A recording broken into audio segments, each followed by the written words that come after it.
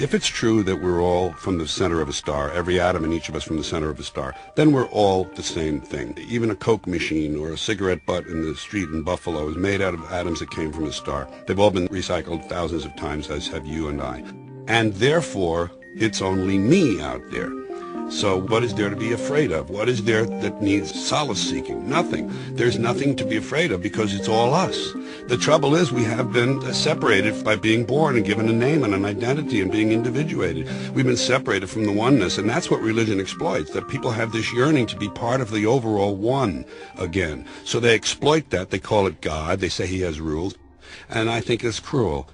I think you can do it absent religion.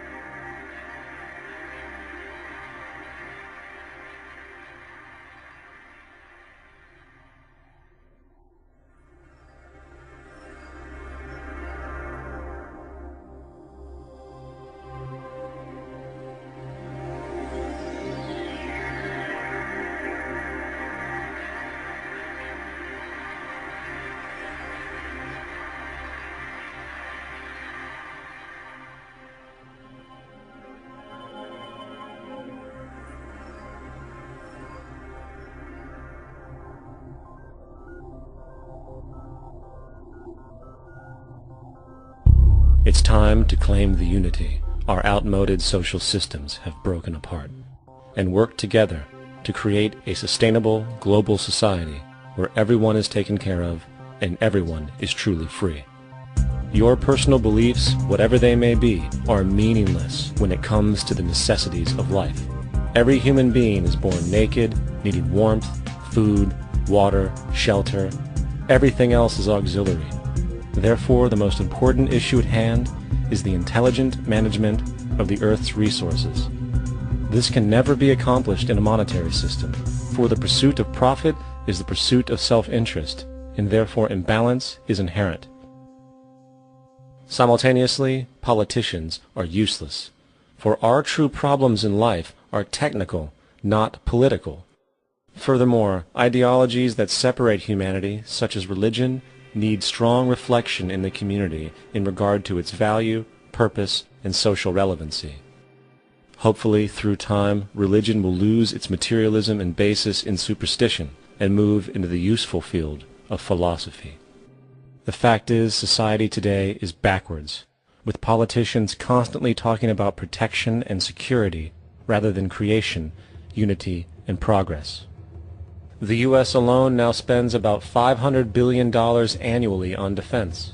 That is enough to send every high school senior in America to a four-year college.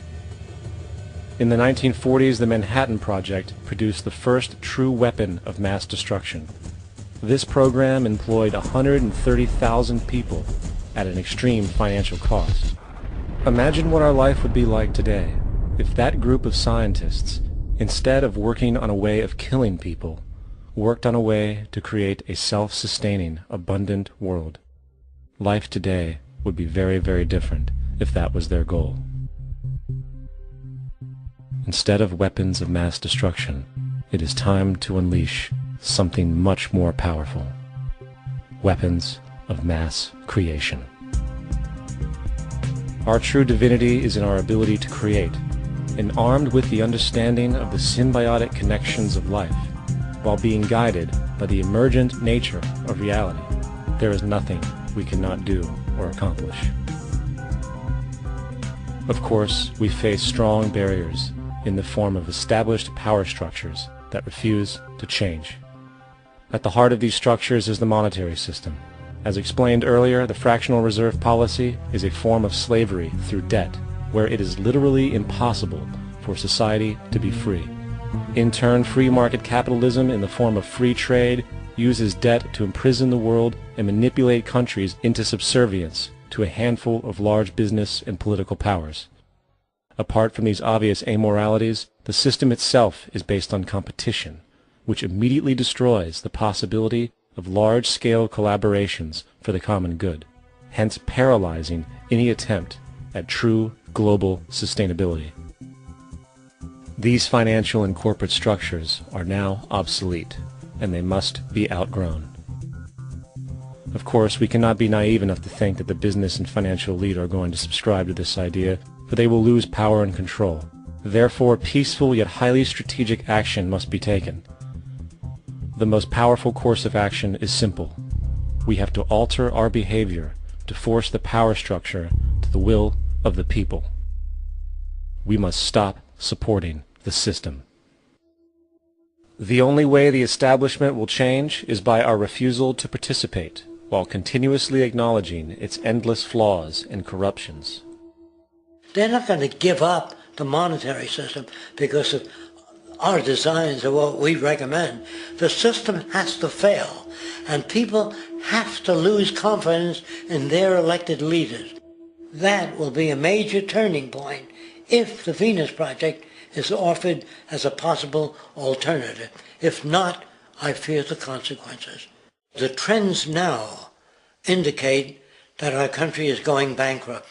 The probability is our country will move toward a military dictatorship to prevent riots and complete social breakdown. Once the U.S. breaks down, all the other cultures will undergo similar things.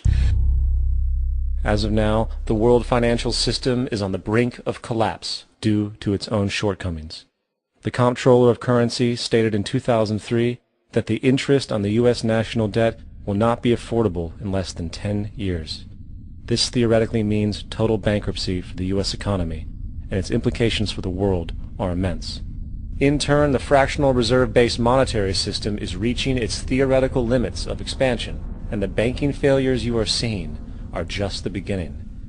This is why inflation is skyrocketing, all debt is at record levels, and the government and Fed are hemorrhaging new money to bail out the corrupt system. For the only way to keep the banks going is by making more money. The only way to make more money is to create more debt and inflation. It is simply a matter of time before the tables turn, and there is no one willing to take new loans, while defaults grow, as people are unable to afford their current loans. Then the expansion of money will stop, and contraction will begin on a scale never before seen, ending a century-long pyramid scheme. This has already begun. Therefore, we need to expose this financial failure for what it is, using this weakness to our advantage. Here are some suggestions. Expose the banking fraud. Citibank, J.P. Morgan Chase, and Bank of America are the most powerful controllers within the corrupt Federal Reserve System. It's time to boycott these institutions. If you have a bank account or a credit card with any of them, move your money to another bank. If you have a mortgage, refinance with another bank. If you own their stock, sell it. If you work for them, quit. This gesture will express contempt for the true powers behind the private banking cartel known as the Federal Reserve, and create awareness about the fraud of the banking system itself. 2. Turn off the TV news. Visit the emerging independent news agencies on the internet for your information. CNN, NBC, ABC, Fox, and all the others present all news pre-filtered to maintain the status quo. With 4 corporations owning all major media outlets, objective information is impossible. This is the true beauty of the internet, and the establishment has been losing control because of this free flow of information. We must protect the internet at all times, as it is truly our savior right now. 3. Don't ever allow yourself, your family, or anyone you know to ever join the military. This is an obsolete institution now used exclusively for maintaining an establishment that is no longer relevant. U.S. soldiers in Iraq work for U.S. corporations, not the people. Propaganda forces us to believe that war is natural and the military is an honorable institution. Well, if war is natural, why are there 18 suicides every single day by American veterans who have post-traumatic stress disorder? If our military men and women are so honored, why is it that 25% of the American homeless population are veterans?